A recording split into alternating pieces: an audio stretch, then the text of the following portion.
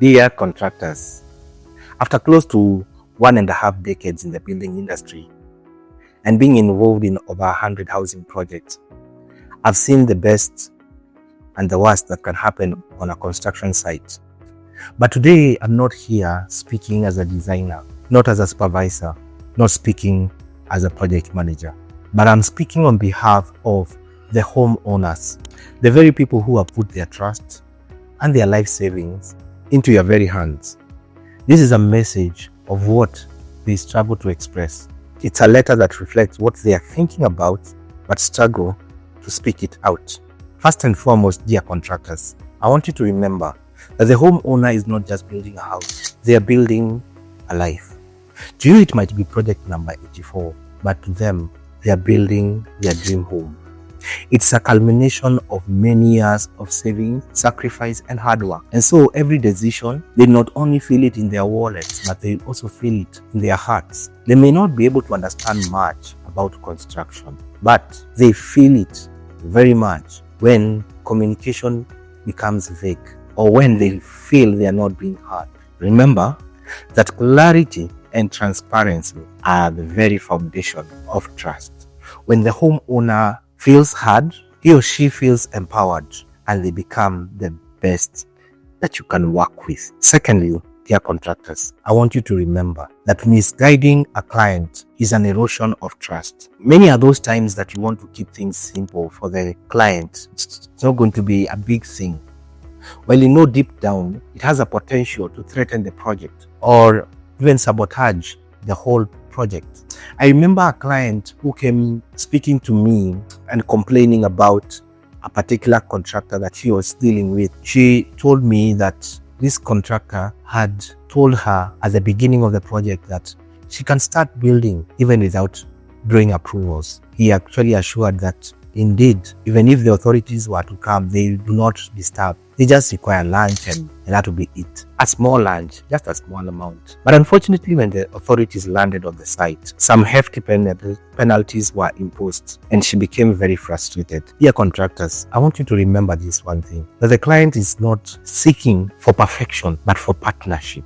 This is what the client wants to hear, the truth. Not the sugar-coated version of it, but the whole truth. Ensure that the client is informed, the client is well guided, and that will help the project to be run very smoothly. The third thing that I want you to remember, dear contractor, is about overpromising. I have seen contractors overpromise to deliver the project within a particular timeline, while they know deep down that that is not possible.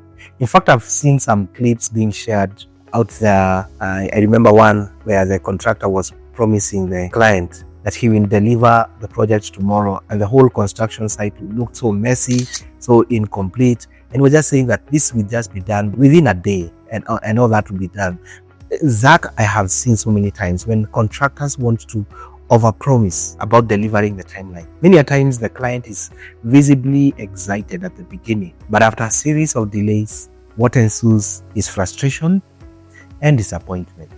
Other times, it could be an overpromise to deliver the masterpiece within a particular budget, while you know very well where the cost that you are charging is very little, and some crafty contractors have gone to an extent of pushing for some items to be added so that they can introduce what we call variations. And this ends up affecting the project. It hurts the project. Do not overpromise. It is even better to underpromise and over-deliver than to do the opposite. It is better to do so than to build a dream home on unrealistic expectation. Remember, dear contractor, that the client is more interested in honesty than in fantasy. And this takes me to the fourth thing that I want you to remember: taking shortcuts. Remember that taking shortcuts in craftsmanship is like cracks in a foundation. They may be hidden for now, but sooner or later, they will become exposed. And what will happen is that it is not only the homeowner who will suffer, but your reputation as well. Ensure that you do the right thing even when no one is watching. This is what separates between a mere builder and a professional. Whether you are doing the foundation, the superstructure, or even when you are doing the finishes. Remember that you are not just a contractor, but a co-creator of someone else's dream. This is what is called integrating.